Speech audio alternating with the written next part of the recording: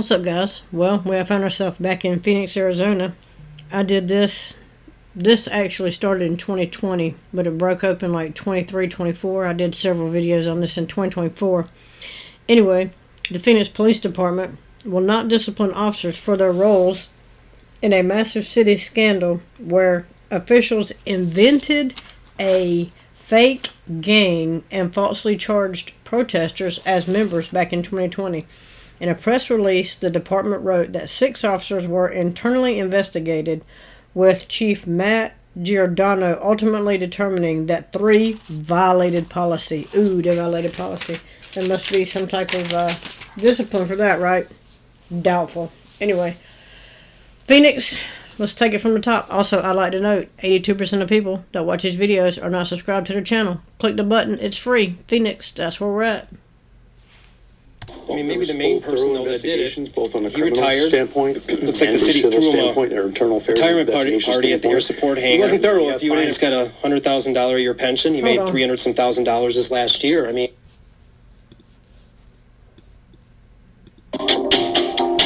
well, there was full, thorough investigations, both on the criminal standpoint and a civil standpoint, or internal affairs investigation standpoint. He wasn't thorough. If you would investigate the chain of command, I mean. We'll disagree on that. That's Phoenix PD's new chief, answering tough questions about one of the biggest scandals in department history. Police invented a gang to falsely charge protesters as members. I'm ABC 15 Chief Investigator Dave Misconduct. It's been 5 years since we exposed what happened. The city finally now releasing the results of an internal investigation. It blames lower-level officers, but no one up the chain of command. This is the City of Phoenix Police Department. It is unlawful for you to obstruct the public thoroughfare. It was way back in October 2020 when police colluded with prosecutors to invent a gang and colluded. He charged this group of protesters as members. Now, in March 2026, the city finally releasing its internal disciplinary investigation. It found 3 officers violated policy, with the most blame falling on now retired Sergeant Doug McBride. Do you know why the internal investigation did not look at the chain of command? It looks like these are some of the officers involved, but not Sergeant McBride's lieutenant or his commanders, people that kind of signed off or should have known what was going on. Well, we looked at the very specific allegations that you have there in front of you for each one of those officers. Again, you're talking to me. I can only look back, and then now my focus is looking forward. I was not here in 2020. Before the police internal disciplinary investigation, the city hired a law firm to conduct an outside investigation. That law firm, Ballard Spahr, found a lot of high-ranking officials knew about the plan to charge protesters as gang members. So back in 2021, city manager Ed Zerker wrote a memo to the mayor and council laying out the city's plan for accountability. The city manager then, and now the city manager again, he wrote a memo saying, any commander named in the reports will not be considered for assistant chief. Well, before these protesters were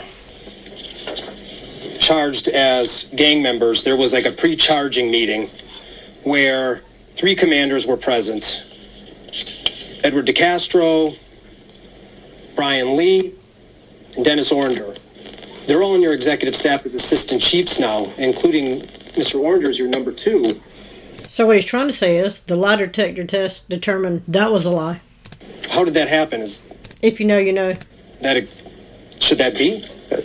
That all happened through competitive processes run by the city prior to my arrival. This says it never should have happened. So what do we, essentially it looks like this whole memo, I guess, I don't want to call it, but maybe it's a show of accountability doesn't even count. It looks like we made decisions and then the city said, we won't actually follow through on that at all. What's the date of that memo? August 12th, 2021. Okay. Again, Dave, I was not here in August 12th of 2021. I don't know what the intention of that memo was.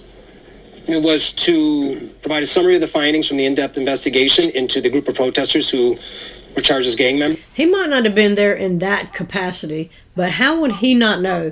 It's one of the biggest scandals in the department's history. And it said if they were named in the reports, they can't be considered for assistant chief, and you have 3 of them as an assistant chief. Now, I don't know what the intention was for that. Was that at that time to be assistant chief? And yes, the dogs are right outside the window barking all of a sudden. If you got a problem with that, go somewhere else. At a future down the road, assistant chief, I don't know. Again, all those decisions were made and their promotions were all effective before I got here. Because I had a personnel and systems failure. Following the Ballard Spa report, Remember that DEI? then Police Chief Jerry Williams was suspended for a single day, and she publicly blamed her chain of command. I've had very strict and stringent conversations with my new team and new staff about the expectations. Was it they say a river will not rise higher than its source? And shit runs downhill, I'm just saying. To absolutely, without fail, keep me informed. That's why the city memo states anyone at the assistant chief or commander level mentioned in the Ballard Spa report was not to be an assistant chief. But again, 3 commanders at the, quote, pre-charging meeting have been promoted. They're now top cops on Chief Giordano's executive staff. Sergeant McBride and other officers will say, hey, we got scapegoated. Now, they did what they did, but maybe they have a point in that the people above them got a free pass, because this seems to indicate that they did. They weren't investigated and they've been promoted. So my question would be, how can we assure the public that there's really any accountability if no one's been disciplined and people have gotten their pensions? You can't, because there is no accountability. They've gotten retirement parties and they've been promoted. Well, there was full, thorough investigations, both on a criminal standpoint and a civil standpoint, or internal affairs investigation standpoint. It wasn't thorough if you didn't findings. investigate the chain of command. I mean, We'll disagree on Okay. that. I believe it was. so is anybody going to take a look back at if this is a binding document, or are we just going to rip it up and throw it to the side? I guess maybe I'll ask the city manager. This right here, that look tells you everything you need to know. Okay. So, I mean, I think that's a fair answer. No one informed you that this was an issue back when you took over? That is correct. Okay, so you weren't aware of this? I'm aware of it now. Okay. I was not aware of it before I got here. And like I said, that was written 4 years before I got here, and the promotions were all effective before I got here. But just to be clear, all 3 of them were phenomenal leaders doing a phenomenal job. They really missed it on this one. They were in a meeting where they decided to charge protesters as gang members, which on its face is obscene, turned out to be obscene, and it looks like they were never really scrubbed down to figure out if what their role in that was. I disagree with you, but okay. Now, we know there's a lot to this whole scandal, far too much to fit into any single news report. In fact, over the years, we've aired more than 100 stories. So if you want to see our full interview with the chief or our past coverage, go to abc15.com/politically. Dave Biscobang, thank you. Let me see if I can get, here we go. Right on time. I mean, maybe the main person, though, that did it, he retired. Looks like the city threw him a retirement party at the air support hangar. He's got a $100,000 a year pension. He made There you go. Why does he care if he no longer is employed? $300,000 this last year. I mean, is that punishment? Doesn't seem like he got any punishment. Well, that was what happened. He retired. He retired in December. Is this? How do you I think the public? I don't know what you're holding there. It's his retirement party. Sergeant Doug McBride. It's got the Phoenix logo at the air support hangar. I mean, it looks like taxpayers funded a retirement party, at least in terms of providing the facility for a guy that was responsible for a huge scandal for the city. Anytime someone retires, usually they're working, it holds a retirement celebration for them, and in some type of city facility, normally their work location. So do you see anything wrong with this? Do I say anything wrong with them having a retirement celebration for 30 years of service? I do not. And here's the bottom line for the chief. And I do believe they were held accountable, but we have lessons to learn, and I think we learned lessons on how we would do something like that in the future. Now, we'll show more from the police chief in a new report coming up in the next few days. We pressed him why people higher up in the chain of command were not investigated or disciplined. In fact, several have been promoted to the very top of the department. Where he said they would not be.